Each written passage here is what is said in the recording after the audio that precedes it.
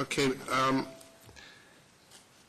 You had one person who was charged with 1,000 plants. Yes, that's correct. Mr. Barron was. That's a lot of plants. It is. I mean, that's. Well, if we were, I'm trying to get some sense here. First of all, I think this is a stupid bill. Marijuana shouldn't be in here, and it's simply in here because we haven't recognized that it's a lot healthier than OxyContin or Percocet, that's right, which are commonly used. But what I'm trying to get at is, if you were going to be a successful grower, what would be the number of plants that would be the minimum that you could grow that would work to supply your client? Well, here's the interesting thing. We have to put it in a context, right? 1,000 plants sounds like a lot of plants. The reality is I represent people all the time charged with way more plants than 1,000 plants. It is literally, again, a drop in the bucket in terms of what marijuana is produced in this country. We have to remember Canadians go through somewhere between 6 and 10 million grams of marijuana every week in this country, just ourselves. We enjoy cannabis. But the other thing to put in the context is there was 400 people receiving that cannabis. So when you talk about the numbers, it breaks down to about 2.5 plants per recipient. And of course, economies of scale come into play. This was all being grown in one outbuilding, and not a very large outbuilding, in a rural property. So while 1,000 seems like a big number, in the context of marijuana production, it's actually not really that big a number at all. So should we be even putting a number on it? Well, no, I think putting numbers on it is frankly an exercise in absurdity.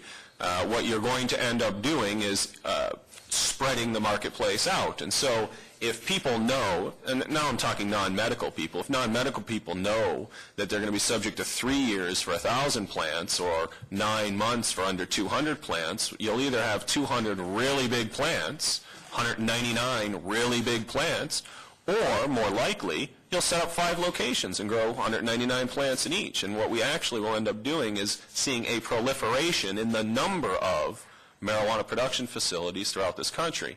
It's exactly the opposite result that I think we all want to achieve, which is to get these production facilities out of suburbs and out of basements, and let's grow this plant where we grow all our other plants, on farms and in greenhouses, so that we don't have to worry about the problems that are allegedly associated with marijuana grow-ops. If I could just add shortly, Mr. Barron, the time that he was arrested, was the sole producer for the Vancouver Island Compassion Society. It was our sole supplier for 400 members.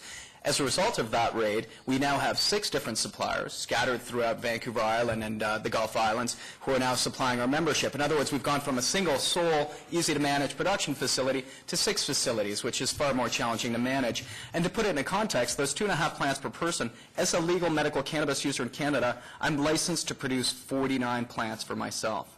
And so the 49 plants that I'm licensed to produce through Health Canada pales in comparison to the 2.5 plants that Mr. Barron was producing for our members. I suggested to Sergeant Doucette that 30 is considered personal in British Columbia. I think it's a decent rule of thumb.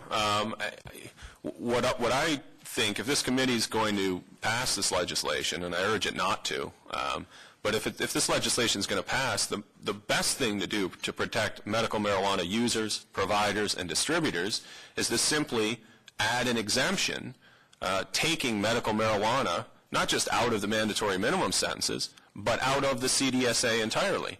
And in that case, you can still have your prohibition of marijuana to the extent it's needed or wanted, and I don't think it is needed or wanted. But at least we're not going to be jailing, arresting, and incarcerating people that are doing this for compassionate purposes and to help people that are struggling with illness. And they would have a license. Well, again, the problem is the government's medical marijuana system is inaccessible. 99.5% of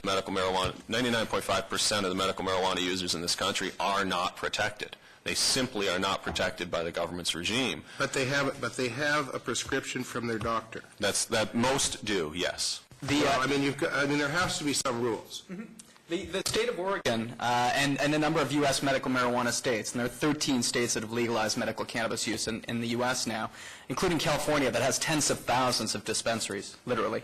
The state of Oregon has an affirmative defense program, which means that if you're arrested for use or production or distribution of cannabis, if you can prove it was for medical purposes, and you can prove that in court, then the charges are dropped. They also have a state-run medical marijuana program, which is an interesting comparison with our own, in that it started in 1999. It's centrally run. You need a doctor's recommendation to actually join the program, and yet they've registered 20,000 people, with 1/10 the population of Canada, in the same period of time that we've registered 4,000 people. I think that really illustrates some of the problems with our own federal bureaucracy and program in regards to medical cannabis. Also gives us an idea of what can and should happen within our federal program. Thank you, Senator Campbell.